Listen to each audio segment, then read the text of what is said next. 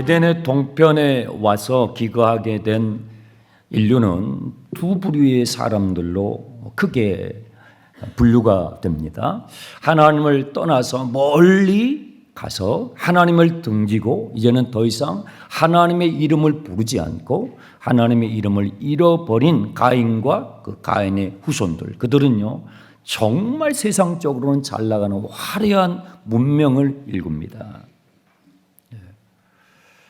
그렇지만 하나님의 이름을 부르지 않는 그런 문명을 세우죠. 또 한 부류는 에덴 동편에서 죽은 아벨 대신에 하나님께 주신 씨 셋과 그 후손들, 그들은 여호와 앞에 머물면서 하나님의 이름을 잃어버리지 않고 세상적으로는 별로 내세울 게 없어요. 뭐 사업가가 나온 것도 아니고 무슨 뛰어난 예술가가 나온 것도 아니고 유명한 사람도 없어요.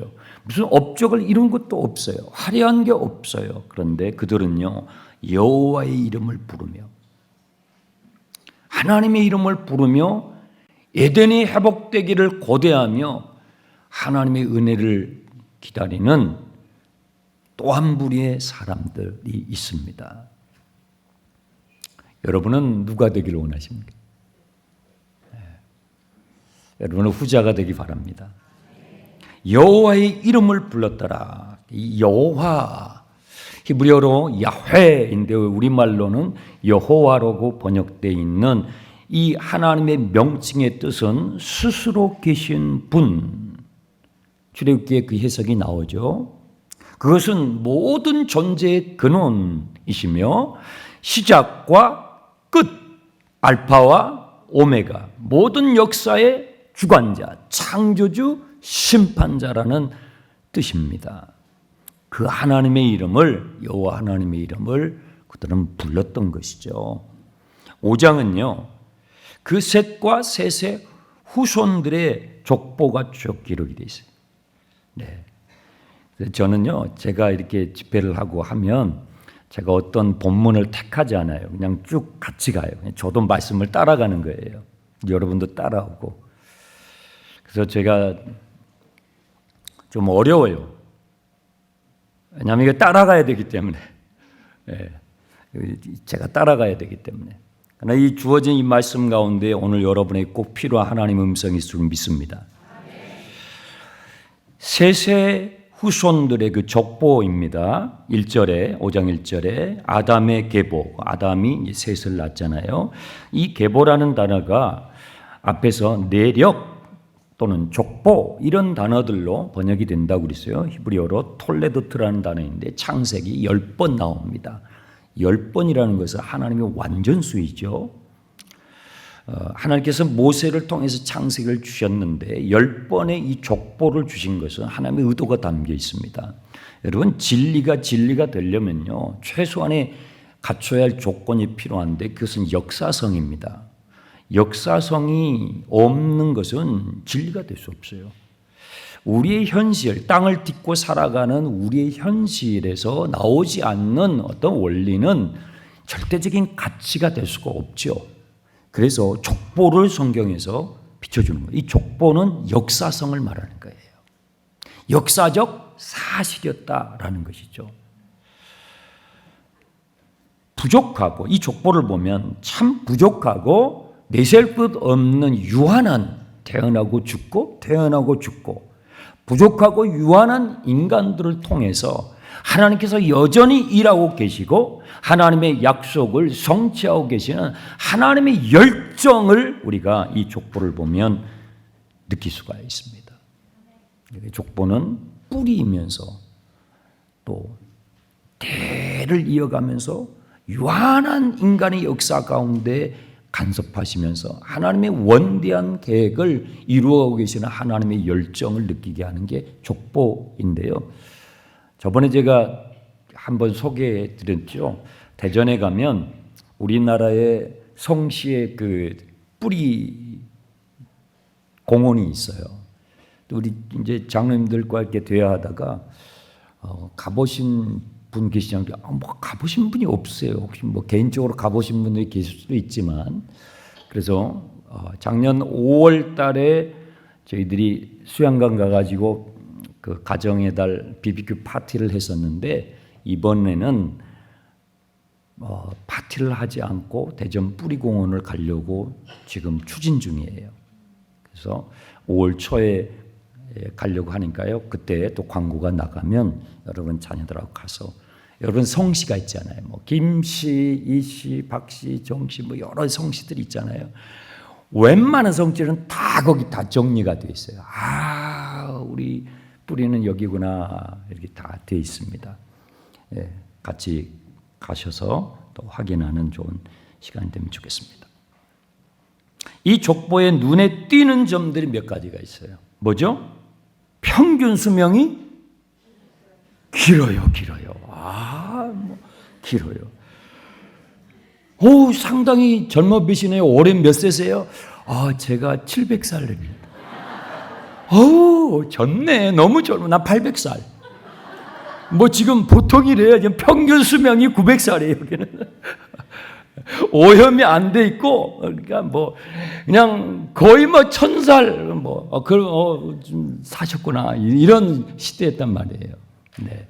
에덴 동산이 얼마나 오염이 안 된지 아시겠죠? 하나님께서 하나님의 형상대로 저와 여러분을 인간을 창조하실 때 그때 인간을 타락하기 전에 부어주셨던 그 하나님의 능력, 인간에 허락하신 그 능력이 어마어마했음을 우리는 창세기 앞부분을 보면 알 수가 있어요. 가인이 성을 세우고 그 가인의 후손들의 그 능력을 보세요. 그 하나님께서 하나님의 형상으로 창조하실 때 부어주었던 능력이거든요. 무슨 지금처럼 무슨 도구가 있습니까? 전기가 있습니까?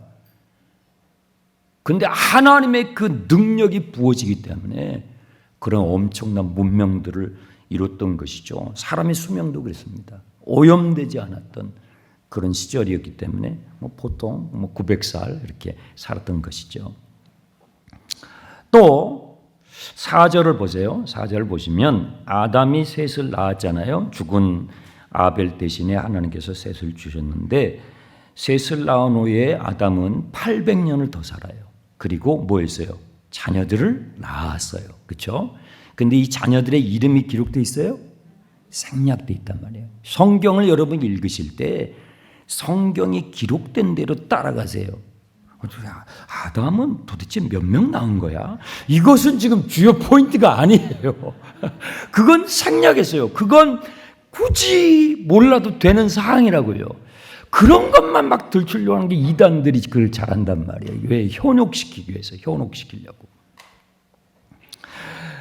800년을 살면서 자녀들 낳았으니 얼마나 많이 낳았겠어요. 제가 목회했던 어떤 그 가정은요, 90세를 사셨는데 자녀들을 10명을 뒀어요. 10명을. 그리고 90세 조금 더 사셨는데 그분 장례식 때 제가 가봤더니 자녀들 10명, 그 다음에 그 밑에 손자, 손녀들, 그 밑에 증손자, 증손녀들, 고손자, 고손녀까지 보셨더라고요. 그래서 세상에 90명 이상이에요.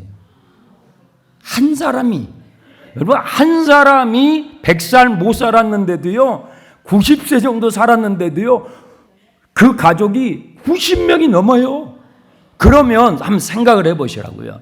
아담이 셋을 낳고 몇 년을 더 살아요? 800년을 살았는데 뭐 800년 살면서 한 것이 뭐냐?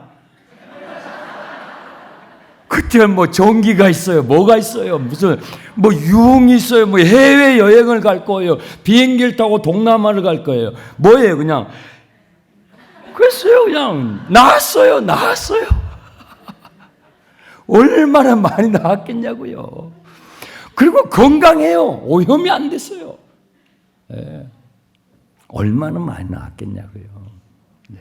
그러니까 지금 우리의 여건으로 생각하면 안 돼요. 인류가 이렇게 번창해 나가고 인구가 불어나는 이런 개념을 지금 오염이 돼가지고 그냥 이렇게 하는 그런 상황이 아니에요. 네. 에덴에서 나와서 지금 시간은 흘렀지만 그래도 굉장히 생태계가 깨끗한 그런 상황에서 자녀들이 태어난 것입니다. 또 이 족보에 눈에 띄는 또 하나가 있죠. 뭐예요? 죽음의 행렬이에요. 죽음의 행렬. 죽었더라. 5절 죽었더라. 또 8절 죽었더라. 11절 죽었더라. 14절 죽었더라. 17절 죽었더라. 20절 죽었더라. 27절 죽었더라. 31절 죽었더라.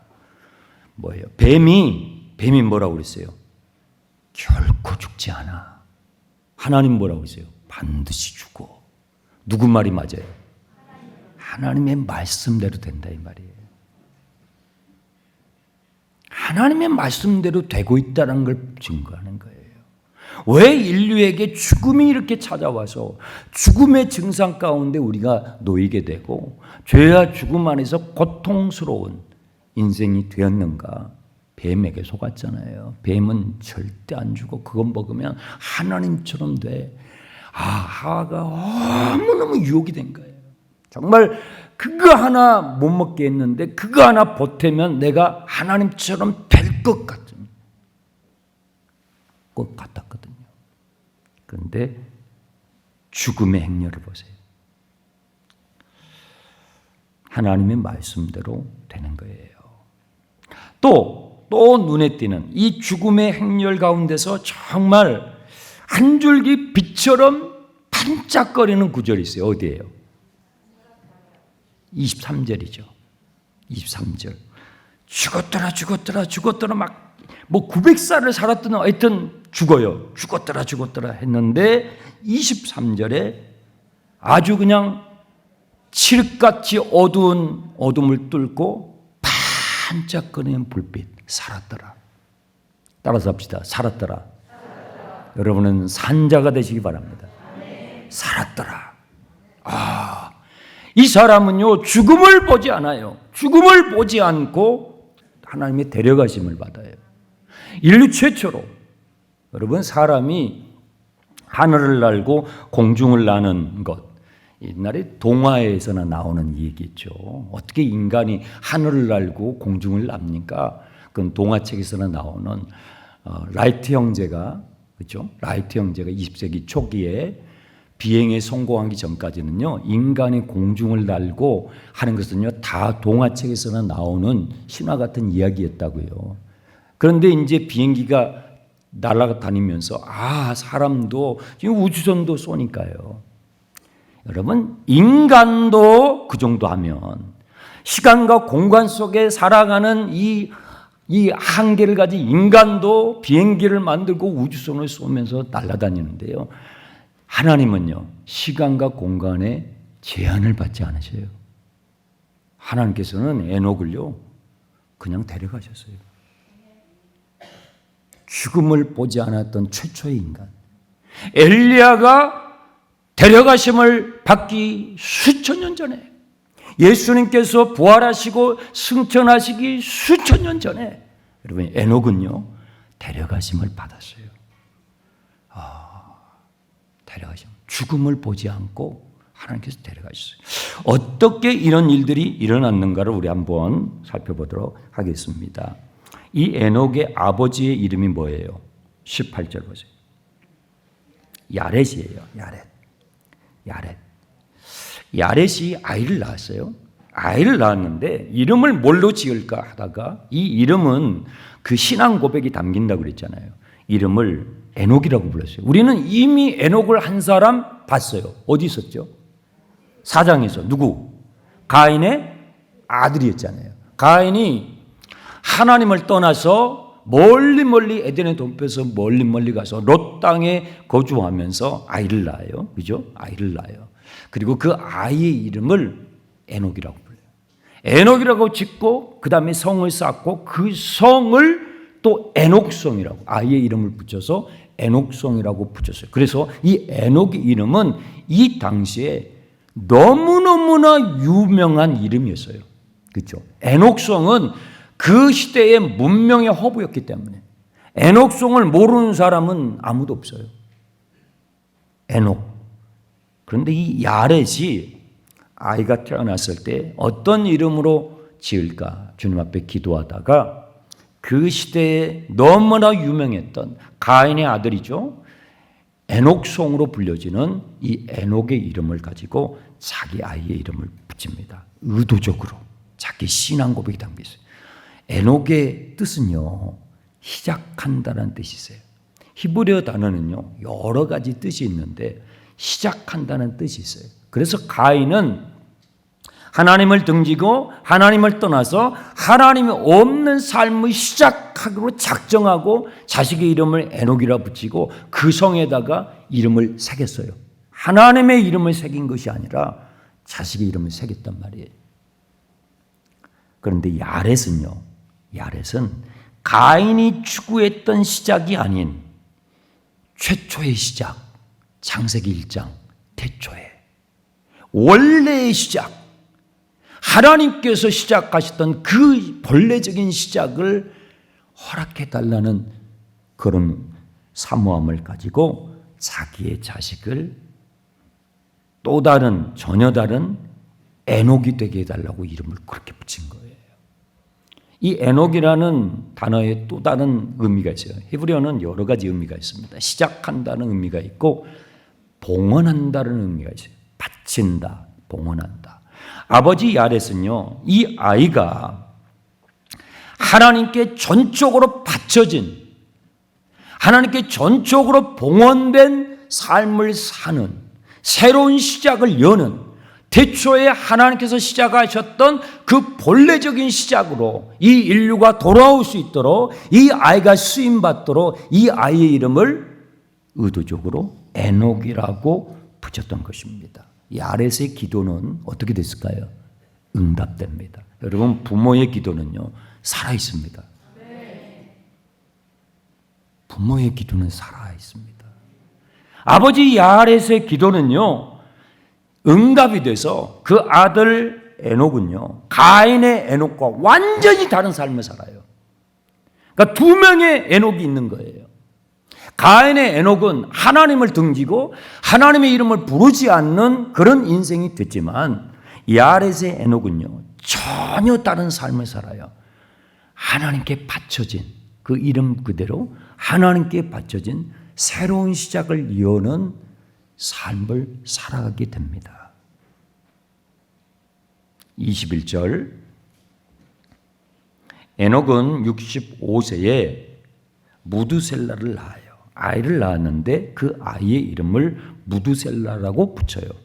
여기에 에녹의 삶의 고백, 신앙 고백이 여기에 담겨 있습니다. 그리고 22절에 보시면 아주 특이한 표현이 나와요. 성경에 나오는 최초의 표현, 아주 특이한 표현이 22절에 나옵니다. 다 같이요. 무두셀라를 낳은 후 300년을 하나님과 동행하며 자녀를 낳았어요. 그 전에 있는 사람들은요, 뭐 몇백 년을 살면서 자녀를 낳았고 죽었더라, 이렇게 패턴이 돼 있어요. 누구는 몇백 년을 살고 자녀를 낳고 죽었더라, 이렇게 돼 있는데, 에녹은요, 무두셀라를 낳고 300년을 더 살면서 자녀를 낳았는데 그 사이에 뭐가 있어요? 그렇죠? 새로운 표현이 있어요. 아주 처음 나오는 기가 막힌 표현이 있어요. 뭐예요? 하나님과 동행하며 자녀를 낳았어요.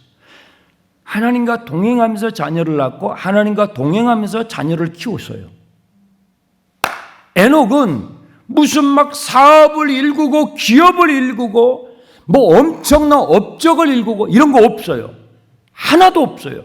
그런데 에녹의 삶의 특징은요, 하나님과 동행이에요. 하나님과 동행. 이 하나님과 동행했다는 이 표현이 He walked with God. 영어 성경에 그렇게 되어 있거든요. 하나님과 함께 걸었다, 이런 표현이에요.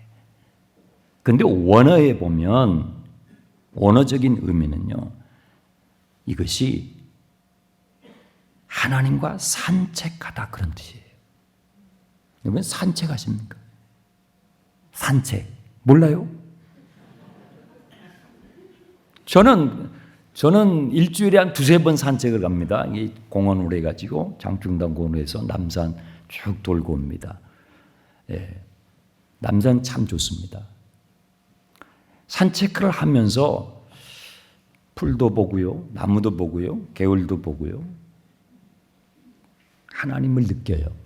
창조주 하나님을.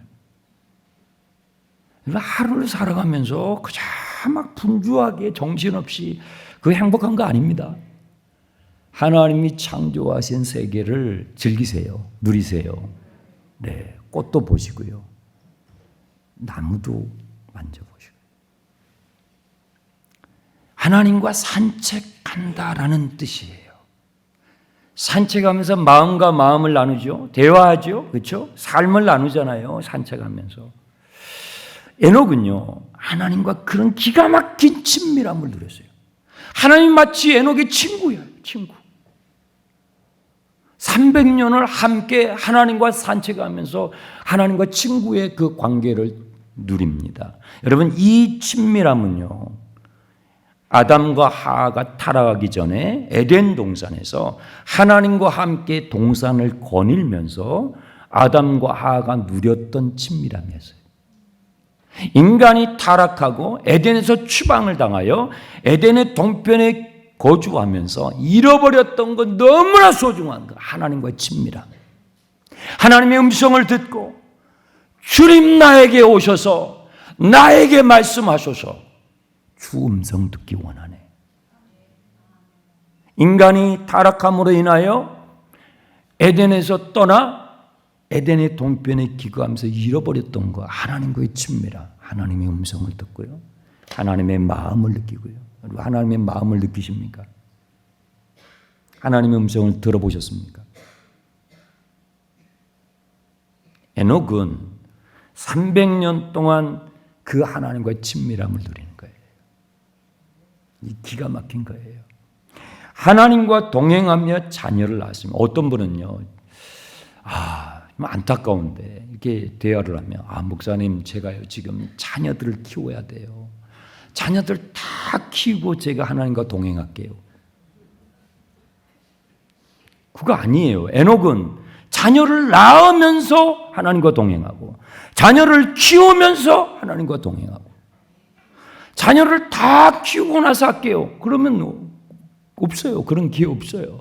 못해요. 지금 하지 않으면 없어요. 여러분, 내일 여러분에게 주어질지 어떻게 알아요? 오늘 밤 하나님이 여러분 데려갈지 어떻게 아냐고요? 보장 있어요? 없잖아요. 에녹은 자녀를 낳으면서 하나님과 동행하고, 자녀를 키우면서 하나님과 동행하고. 저는 우리 교회에 푸른 세대, 자녀들 지금 돌보고 있는 우리 푸른 세대들에게 오늘 이 말씀이 부어지길 축원합니다. 이루어지길 축원합니다. 우리 부모님들이 깨어나야 된단 말이에요. 에덴 동산에서 누렸던 그 기가 막힌 하나님과의 친밀함, 주님의 음성을 듣고 주님의 마음을 받고 나의 마음을 주님께 드리는 이 친밀함을요, 에덴 동편에 있었던 에녹이 세상에 그 하나님의 산책에 초청을 받는 사람이 된 거예요.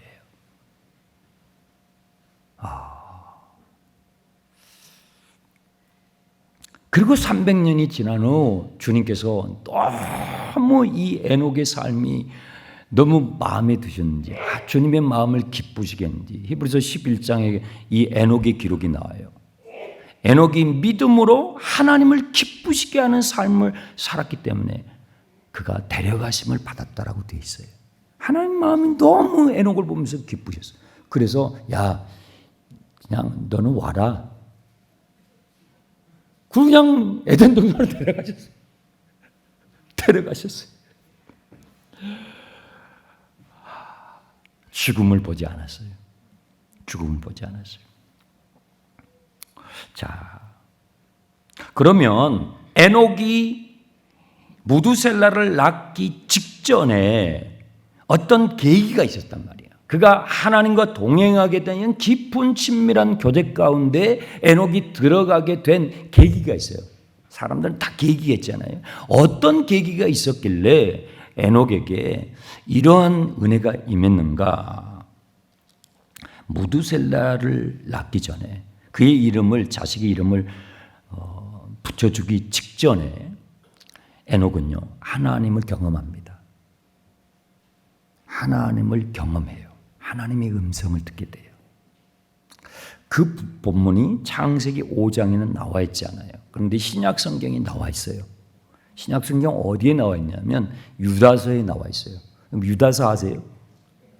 네, 한 장짜리 신약 성경 한 장짜리 잘 찾아야 보여요.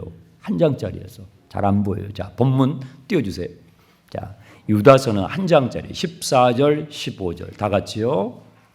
아담의 7대손 에녹이 이 사람들에 대하여도 예언하여 이르되 보라 주께서 그 수만의 거룩한 자와 함께 임하셨나니 이는 무사람을 심판하사 모든 경건하지 않는 자가 경건하지 않게 행한 모든 경건하지 않는 일과 또 경건하지 않는 죄인들이 주를 거슬러 한 모든 완악한 말로 말미암아 그들을 정죄하려 하심이라 하였느니 아담의 7대손 에녹에 대한 예언의 말씀이 나와 있어요.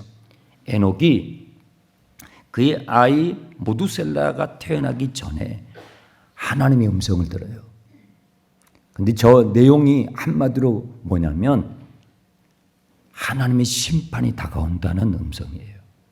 하나님께서 역사를 창조하신 하나님께서 하나님이 또한 심판자이심을 일깨워 주시는 하나님의 음성을 듣게 돼요.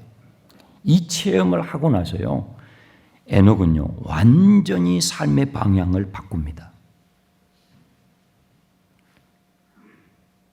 계기가 있어요. 계기가 있어요. 계기가 있다. 자기의 삶을 정말 하나님께 맡기고 하나님을 향해서 달려가는 전심으로 주님을 사랑하고요. 마음을 다하여 전심을 다하여 하나님을 사랑하고 내 뜻대로 한 주님의 뜻대로 살겠노라고 다짐하게 되는 계기가 있는데 바로 에녹은 이때였어요. 이때 하나님의 음성을 들은 거예요. 아, 하나님의 심판이 다가오고 있구나. 그리고 아이가 태어났어요. 그 아이의 이름을 무두셀라라고 짓는 거예요. 무두셀라의 뜻은 뭐냐면요, 창을 던지는 자, 1차적인 뜻이 그래요. 그런데 지금 우리가 이게 들으면 창을 던지는 자, 뭐 창을 잘 던지는 무예가 뛰어난 사람인가? 그런 뜻이 아니고요. 이중적인 의미가 있어요. 그가 죽으면 심판이 임한다라는 이중적인 뜻이 있어요. 왜냐하면 고대에서는요, 전쟁을 칼과 창으로 했거든요. 고대의 전쟁은요, 창을 던지는 사람이 죽게 되면 자기 편이 패배하게 되는 거예요. 그러면 그 전쟁에 패배하게 되면 자기 종족은요 다 말살당하는 거예요. 심판당하는 거예요. 그래서 창을 던지는 자라는 그 의미가 하나님의 심판이 임박했음을 내포하는 이름이라고요. 하나님의 음성을 듣고 나서 아이가 태어났는데 그것이 에녹에게는 너무나 큰 사건이었어요.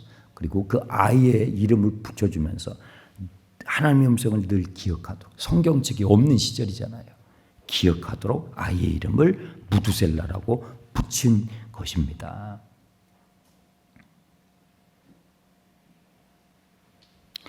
에녹은 하나님의 이름을 부르지 않고 하나님을 등진 세대 가운데서 그들에게 마음을 빼앗기지 않고 살아계신 하나님을 믿고 하나님의 그 말씀을 믿고 하나님과 친밀한 관계를 유지하면서 그 이름 그대로 자기의 삶을 하나님께 온전히 봉헌해 드리는 삶을 살다가 주님께 들림을 받습니다. 히브리서 11장에 에녹의 삶을 이와 같이 주석해 놨습니다. 자, 보시죠.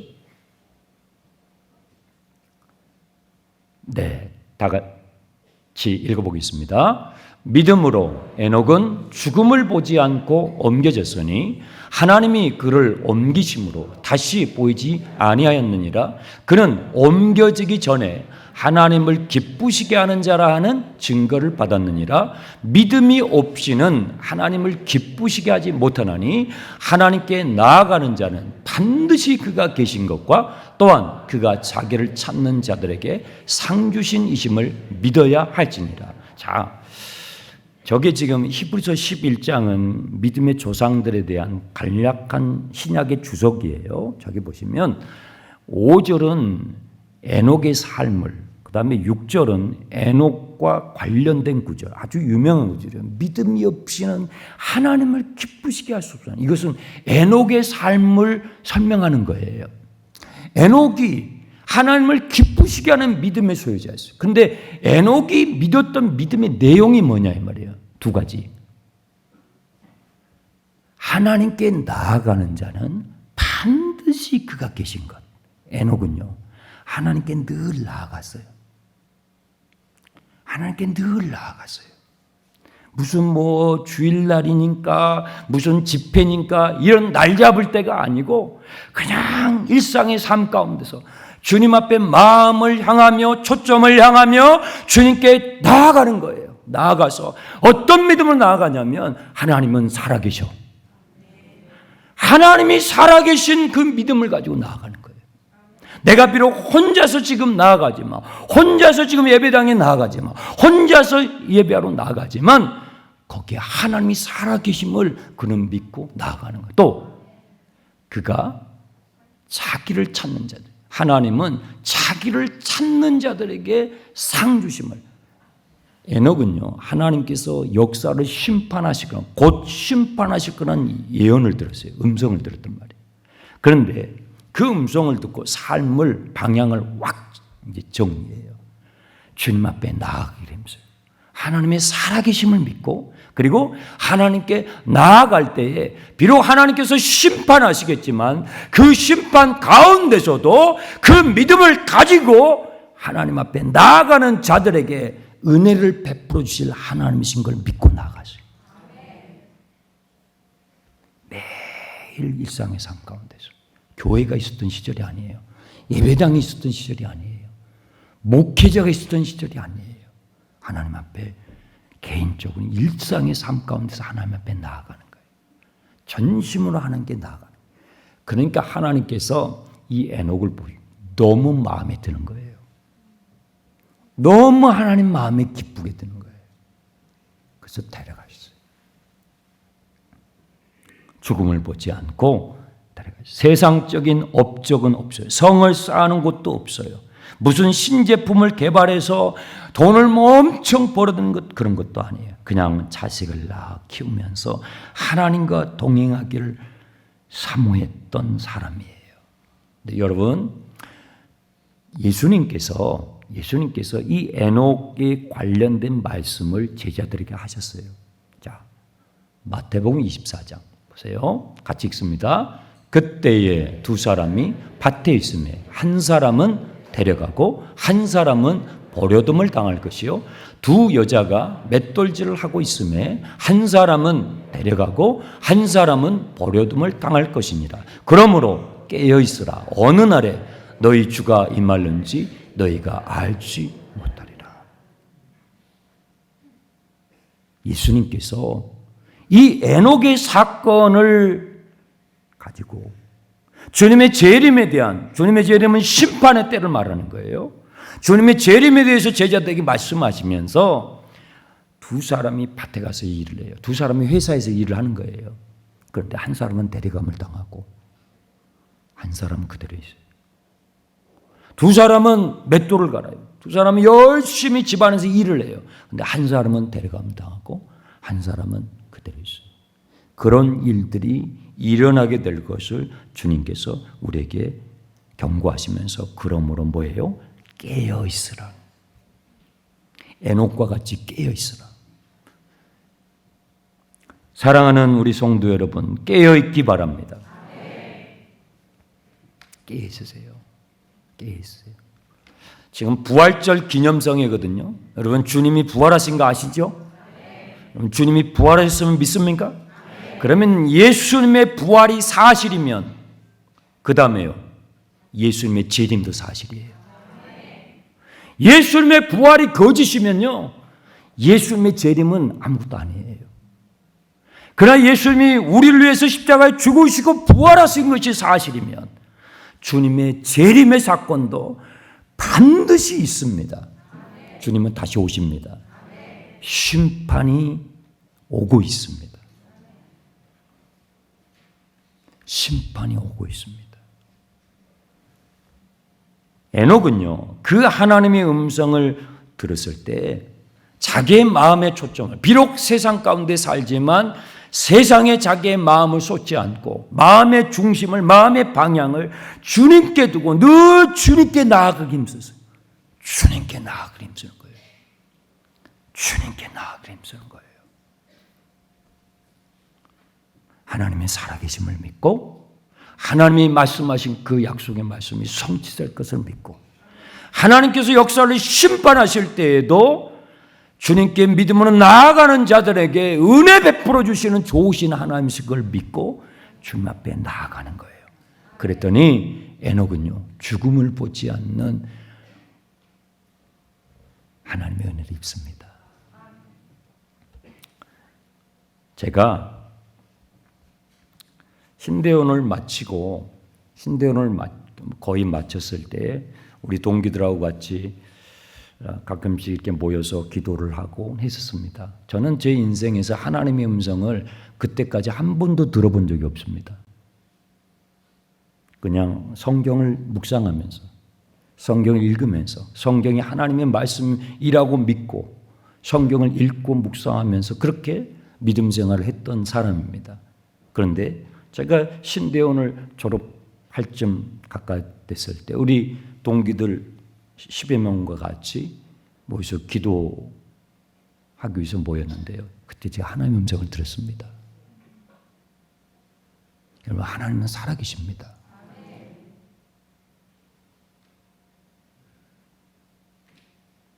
에녹은요, 하나님의 살아계신 음성을 들었어요. 그때부터 삶의 방향이 완전히 바뀌는 거예요. 아, 눈에 보이는 것이 진짜가 아니구나. 다가 아니구나. 그건 일부분이구나. 정말 하나님이 살아계시구나. 하나님 정말 심판이 다가오고 있구나. 역사를 창조하신 하나님께서 역사를 종결시키는 분도 하나님이시구나. 에녹은요, 삶의 방향을요, 그때부터 싹 정리합니다. 하나님 살아계십니다. 여러분, 깨어 있으십시오. 세상에 너무 물들면 안 됩니다. 세상에 물들이지 않도록 주님께 가까이 나오길 힘쓰시는 깨어있는 부모가 되시기 바랍니다. 깨어있는 여러분의 자녀가 되기 바랍니다. 깨어있는 우리 교회가 되기 바랍니다. 깨어있어야 깨워줄 수가 있어요. 내가 깨어있지 않은데 어떻게 옆에 있는 사람을 깨워줘요? 내가 잠들고 있는데 어떻게 내 자식들을 깨워주냐 이 말이에요. 내가 깨어있어야 내 식구들, 내 이웃들을 깨워줄 수가 있습니다. 주님은 오고 계셔요. 주님이 오실 때 들림받는 교회도 있을 것입니다. 그러나 들림받지 못하는 자들도 있다고 주님 말씀했어요. 둘이서 있는데요, 한 사람은 들림받아요. 그런데 한 사람은 들림받지 못한다고 주님이 경고하시면서 너는 깨어있으라고 말씀하셨어요. 우리 장충단 교회는 깨어있는 교회가 되기 바랍니다. 들림받게 되길 축원합니다.